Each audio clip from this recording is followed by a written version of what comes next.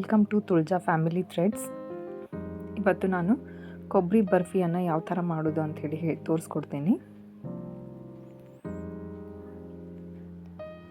ಕೊಬ್ಬರಿ ಬರ್ಫಿ ಮಾಡೋದಕ್ಕೆ ಇಲ್ಲಿ ನಾನು ಹಸಿ ಕೊಬ್ಬರಿನ ಉಪಯೋಗ ಮಾಡ್ಕೊಳ್ತಿದ್ದೀನಿ. ಇಲ್ಲಿ ಹಸಿ ಕೊಬ್ಬರಿಯನ್ನು ಈ ಥರ ತುರ್ಕೊಂಡು ಮಾಡಿದ್ರೇ ಟೇಸ್ಟ್ ಚೆನ್ನಾಗಿ ಬರುತ್ತೆ. ಸೊ ಹಾಗಾಗಿ ನೀವು ಈ ಥರ ತುರ್ಕೊಂಡೇ ಬರ್ಫಿಯನ್ನು ಮಾಡ್ಕೊಳ್ಳಿ. ಅಲ್ಲಿ ನಾನು ಯಾವ ಥರ ತೋರಿಸ್ತಾ ಇದ್ದೀನಲ್ಲ, ಫಸ್ಟಿಗೆ ಎಡ್ಜಸ್ಸನ್ನು ನೀಟಾಗಿ ತುರ್ಕೊಳ್ಳಿ. ಅದನ್ನು ಇಳಿಗೆ ಮಣೆಯಿಂದ ಕೈ ಪೆಟ್ಟಾಗ್ತಾ ಇರುತ್ತೆ, ಸೊ ನೋಡಿಕೊಂಡು ತುರ್ಕೊಳ್ಳಿ. ಫಸ್ಟು ಈ ಥರ ಎಡ್ಜಸ್ ಏನಂದರೆ ತುರ್ಕೋಬೇಕು.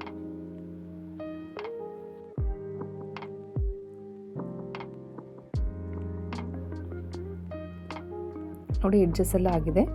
ಎಡ್ಜಸ್ ಆದಮೇಲೆ ಈ ಥರ ಮಧ್ಯಕ್ಕೆ ಏನಂದರೆ ತುರ್ಕೊಳ್ತಾ ಹೋಗಬೇಕು. ಇದೇ ಥರನಾಗಿ ಏನಂತಂದರೆ ಪೂರ್ತಿ ಕೊಬ್ಬರಿಯಾಗಿ ಬಿಳಿದು ಮಾತ್ರ ನಾವು ಪೋರ್ಷನನ್ನು ತಗೋಬೇಕು. ಇದೇ ಥರನೇ ನಾನು ಹಸಿ ಕೊಬ್ಬರಿಯನ್ನೆಲ್ಲ ತುರ್ಕೊಂಡು ಇಟ್ಕೊಂಡಿದ್ದೀನಿ.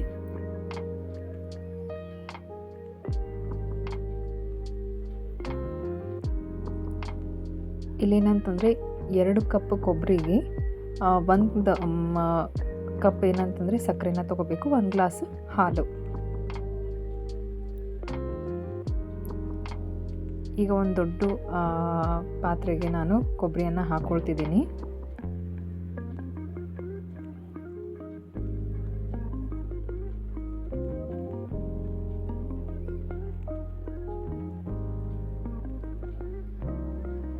ಇದಕ್ಕೆ ಸಕ್ಕರೆನ ಸೇರಿಸ್ಕೊತಾ ಇದ್ದೀನಿ.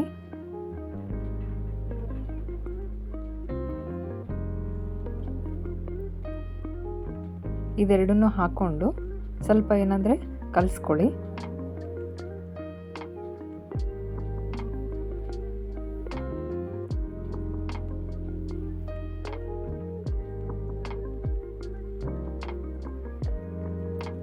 ಸಕ್ಕರೆ ಮತ್ತು ಕೊಬ್ಬರಿ ಎರಡನ್ನೂ ಕಲಿಸ್ಕೊಂಡ ತಕ್ಷಣ ಈಗ 1 ಲೋಟ ಹಾಲು,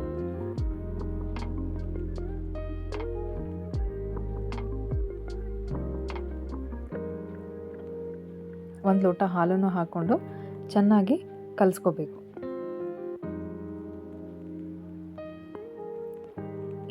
ಏನಂದರೆ ಹಾಲು, ಸಕ್ಕರೆ, ಕೊಬ್ಬರಿ ಮೂರನ್ನು ಏನಂದರೆ ಚೆನ್ನಾಗಿ ಮಿಕ್ಸ್ ಮಾಡ್ಕೋಬೇಕು.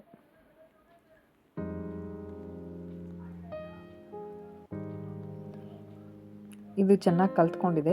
ಇದನ್ನು ನಾವು ಸಕ್ಕರೆ ಕರಗೋ ತನಕ ನಾವು ಅದನ್ನು ಕ್ಲೋಸ್ ಮಾಡಿ ಇಟ್ಬಿಡಬೇಕು.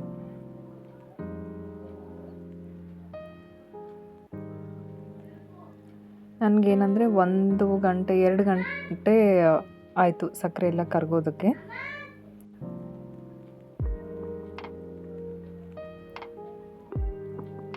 ಸ್ವಲ್ಪ ಕಲಿಸ್ಕೊಳ್ಳಿ. ಇವಾಗ ಈಗೇನಂದರೆ ಇದನ್ನು ಗ್ಯಾಸ್ ಮೇಲೆ ಇಟ್ಕೊಂಡು ಸಣ್ಣ ಫ್ಲೇಮಲ್ಲಿ ನಾವು ಇದನ್ನು ಹುರಿತಾ ಹೋಗಬೇಕು.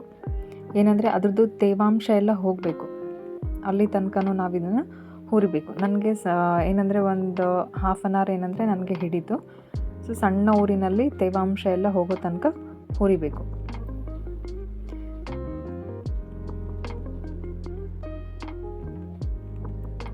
ಒಂದು ಪ್ಲೇಟ್ಗೆ ನಾನು ಇದೇ ಮಧ್ಯದಲ್ಲಿ ಎಣ್ಣೆನ ಸವರ್ಕೊಂಡು ನೋಡಿ, ಈಗಾಗಲೇ ಉದುರು ಆಗ್ತಾಯಿದೆ.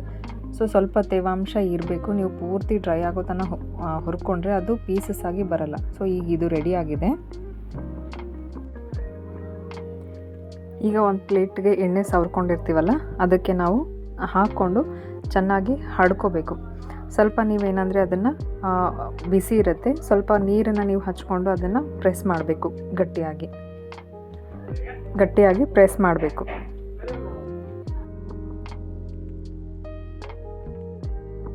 ಈ ಥರ ಪೀಸಸ್ ಆಗಿ ಹಸಿ ಇದ್ದಾಗೇ ಕಟ್ ಮಾಡ್ಕೋಬೇಕು.